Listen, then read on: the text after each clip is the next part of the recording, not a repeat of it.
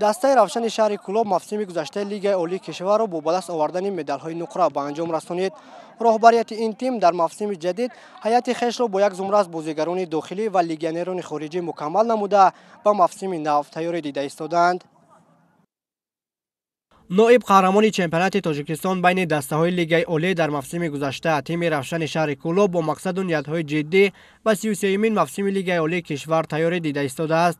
موسم گذشته را تیم روشن در زینه دوم به انجام رسانده مدال‌های نقره را به دست آورده بود. همزمان دسته مذکور در سوپر جام کشور استقلال شهر دوشنبه را ناکام نموده جام را صاحب شد. امسال تعداد دسته‌های اشتراکی در چمپیونات تاجیکستان از 10 به 12 عدد رسید و پایگاه قهرمانی مشکل‌تر می‌شود. با همین خاطر رهبریت باشگاه روشن در قیاس به موسم گذشته در هیئت خویش تغییرات جدی را وارد نمود که هم واسطات مربیان و همچنین جلب بازیگران با استعداد ربط دارد.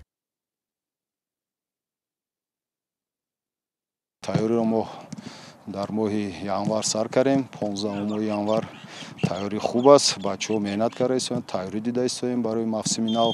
لیگیونرایی که به هیئت ما دعوت کردیم، لیگیونرها ولی 100% تیار نبودند. ما حرکت کردیم، آنها را تیار کرده ایستادیم و بازی که اون نقشه‌ای که ما در میدان می‌خواهیم دیدن با آنها فهمانده ایستادیم.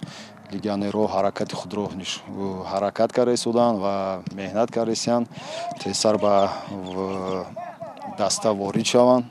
یک در فهمی خوب است.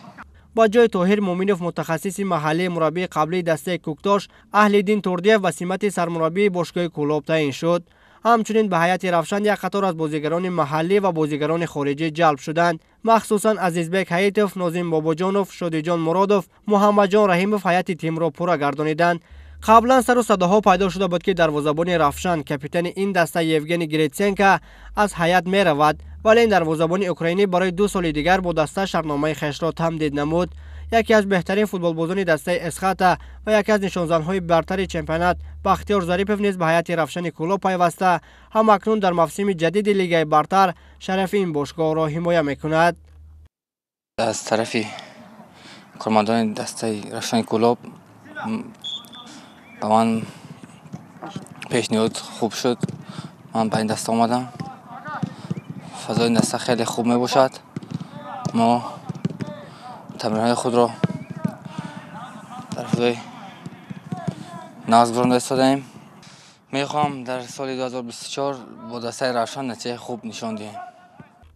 در برابر بازیگران محلی همچنین 5 لیگیونر نو و دسته روشن همراه شد. اینها حسن المسعود از کشور ایتالیا، ماتئوش سیلوا از برزیلیا، یوگنی اوانچا از مولدووا، دیمیتری پاولش اوکراینی و موسی نورنظرов از مملکت ترکمنستان میباشند.